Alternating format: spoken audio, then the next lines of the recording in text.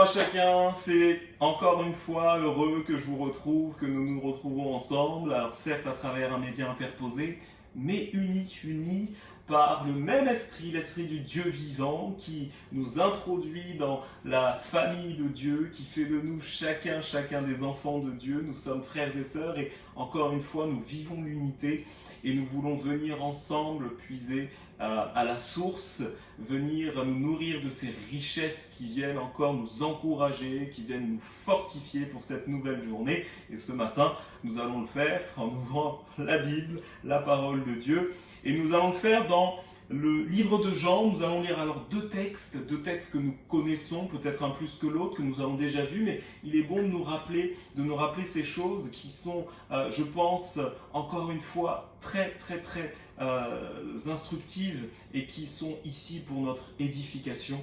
Et nous allons lire dans Jean le chapitre 21 et les versets 15 à 17. Après qu'ils eurent mangé, Jésus dit à Simon-Pierre, « Simon, fils de Jonas, m'aimes-tu plus que ne m'aiment ceux-ci » Il lui répondit, « Oui, Seigneur, tu sais que je t'aime. » Jésus lui dit, « Paix, mes agneaux. » Il lui dit une seconde fois, « Simon, fils de Jonas, m'aimes-tu » Pierre lui répondit, « Oui, Seigneur, tu sais que je t'aime. » Jésus lui répondit, « Paix, mes brebis. » Il lui dit pour la troisième fois, « Simon, fils de Jonas, m'aimes-tu » Pierre fut attristé de ce qu'il lui avait dit pour la troisième fois, « M'aimes-tu » Et il lui répondit, « Seigneur, tu sais toutes choses, tu sais que je t'aime. » Jésus lui dit, « Paix, mes brebis. » Un deuxième texte qui se trouve dans Amos chapitre 7 et les versets 14 et 15. Nous lisons. Amos répondit à Amastia, « Je ne suis ni prophète, ni fils de prophète, mais je suis berger, et je cultive des sycomores. L'Éternel m'a pris derrière le troupeau, et l'Éternel m'a dit, va, prophétise à mon peuple d'Israël. » Amen. Deux lectures, et nous allons revenir à la première, ce texte que nous connaissons, un épisode des évangiles marquant entre la relation de Pierre et de Jésus, Pierre le disciple de Jésus, et Jésus va venir l'interroger sur une question capitale et essentielle et combien fondamentale dans une relation, à savoir quel est le degré, quelle est l'ampleur de l'amour de Pierre à l'égard de Jésus. Et il est vrai que l'insistance que Jésus va avoir à l'égard de Pierre va arriver, va en aboutir à même attrister Pierre. Parce que certainement Pierre, au fur et à mesure que Jésus l'interrogeait, au fur et à mesure que Jésus insistait, Pierre a réalisé où Jésus voulait en venir. Et il est vrai que peut-être que nous avons, nous aussi, l'attitude de Pierre. Parce que cette question pourrait nous être posée à chacun d'entre nous. Jésus pourrait et nous demande, nous aussi, si nous l'aimons. Mais l'insistance qui est marquée ici met en exergue, relève, en fait, peut-être notre automatisme à répondre promptement et rapidement à cette question par oui. Et des fois même sans en mesurer l'ampleur, sans en mesurer ce que ça induit, sans en mesurer ce que ça engage. Nous répondons de manière machinale, de manière automatique. Mais bien sûr que je t'aime, tu sais que je t'aime, tu le sais, pourquoi tu me demandes ? Or ici, ce que Jésus, à travers cette insistance interrogative, veut marquer, c'est l'importance de pouvoir aimer, mais aimer en exprimant un amour profond, un amour personnel, un amour qui exprime au-delà de l'amour intellectuel que l'on peut avoir à nous dire qu'il faut aimer de toute façon, mais c'est le vivre du cœur. Et c'est ce que Pierre a fini par comprendre. Et peut-être que nous aussi, à cette question que Jésus nous pose ce matin, m'aimes-tu ?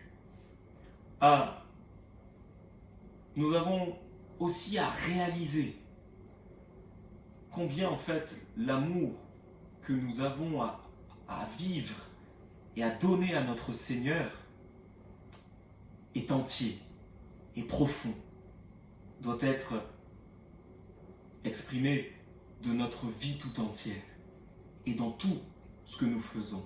Pas qu'en parole, pas qu'en répondant un simple oui, mais en l'exprimant par nos attitudes, par nos comportements. L'amour ici, qui est relevé, est un amour qui est mis en parallèle et qui est ô combien important avec cette notion que Jésus d'ailleurs va utiliser à 3 reprises, paix, paix mes brebis, paix mes agneaux.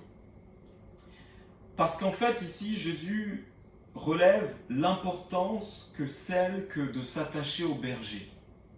Et en s'attachant au berger, on va rechercher en fait 3 éléments importants, 3 éléments qui sont indispensables et nécessaires à chacun d'entre nous, qui formons en fait la maison de Dieu et qui sommes nous aussi comparés, en fait, c'est un parallèle avec ces brebis. Et Jésus à la tête, le berger. C'est que il se peut que les brebis s'égarent. D'ailleurs, je ne sais pas si vous avez pris le temps d'observer, alors j'étais encore récemment à la montagne et il y avait un troupeau de brebis là et il est marquant encore de voir que les brebis, il peut y en avoir un grand nombre, il peut y en avoir énormément qui s'étendent sur plusieurs dizaines de mètres, voire centaines de mètres, avec le berger à la tête, ou le berger qui est tout en arrière d'ailleurs, et qui va veiller là sur le troupeau. Mais c'est marquant de voir que les brebis marchent toutes dans la même direction. Mais il se peut qu'il arrive parfois qu'il y en ait une qui s'égare, parce que les chemins sont rocailleux, parce qu'ils sont vallonnés, parce que lorsque les brebis sont en train de paître, il se peut qu'il y ait un danger qui surgit. Et il est important de pouvoir considérer cette nécessité qu'il y a des endroits dangereux, qu'il y a des choses qui peuvent venir nous atteindre et que nous avons besoin constamment de direction, besoin d'une protection, besoin des fois de corriger notre trajectoire. Nous avons besoin aussi de, bien sûr, nous nourrir de la parole de Dieu, et c'est ce que nous faisons. Dans cette notion de paître, il y a celle de pouvoir se nourrir. Et d'ailleurs, lorsqu'on fait paître les brebis, c'est ce que l'on va rechercher, la nourriture. Et nous allons rechercher cette nourriture spirituelle qui est nécessaire. On ne peut pas tenir debout, on ne peut pas continuer à marcher, on ne peut pas continuer à cheminer si nous ne nous nourrissons pas. Nous tomberons en défaillance. Et en tant que chrétiens, nous avons besoin de cette nourriture au quotidien. Et puis bien sûr, nous avons besoin de l'assistance de notre berger. Et là, je voulais m'arrêter à une notion particulière.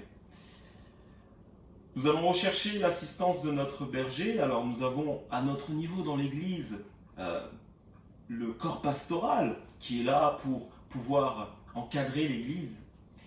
Mais il est important que nous puissions chacun d'entre nous aussi considérer le cœur selon Jésus. Et nous savons que Jésus c'est le berger par excellence. Et le cœur selon Jésus c'est aussi un cœur de berger. C'est revêtir ce même cœur, celui qui se veut bienveillant, celui qui se veut encourageant, celui qui se veut assistant l'autre, celui qui se veut portant l'autre, celui qui se veut veillant sur l'autre.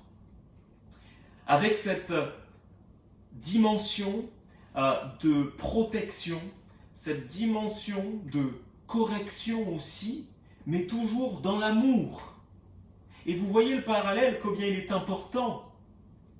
C'est que c'est un cœur d'amour qui nous permettra uniquement de pouvoir suivre et refléter Jésus. Cet amour, il est profond, il est important. Et frères et sœurs, je voudrais nous encourager ce matin à nous aussi revêtir ces mêmes attraits, ces mêmes attitudes de cœur. Celui du berger, celui qui va veiller, celui qui va même pouvoir laisser les 99 brebis qui sont en sécurité pour aller chercher la seule qui s'est perdue et qui s'est égarée, à l'image de notre Seigneur Jésus-Christ. Parce que nous ne voulons qu'aucune se perde.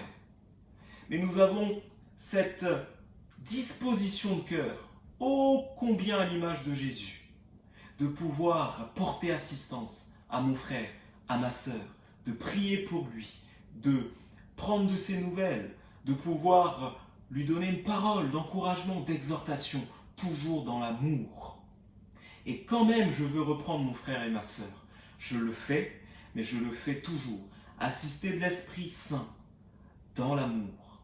Parce que ce que je souhaite, c'est que mon frère ou ma sœur puisse continuer à cheminer et continuer à suivre le bon berger, le berger par excellence, Jésus-Christ. C'est l'encouragement que j'ai pour nous ce matin, et nous l'avons lu aussi dans ce texte d'Amos, où nous n'avons pas forcément besoin d'une qualification particulière qui soit celle d'un ministère pour exercer ce cœur de berger. Mais nous avons à refléter Christ, à chercher, à ressembler d'autant plus, de plus en plus à Jésus-Christ, à pouvoir nous nourrir de ces évangiles, de la parole de Dieu, nous nourrir de ce qu'a été le modèle de Jésus-Christ sur terre, afin de pouvoir à notre tour exprimer les mêmes sentiments, les mêmes attitudes, le même comportement. Nous sommes tous appelés, chacun d'entre nous, à revêtir ce cœur de berger.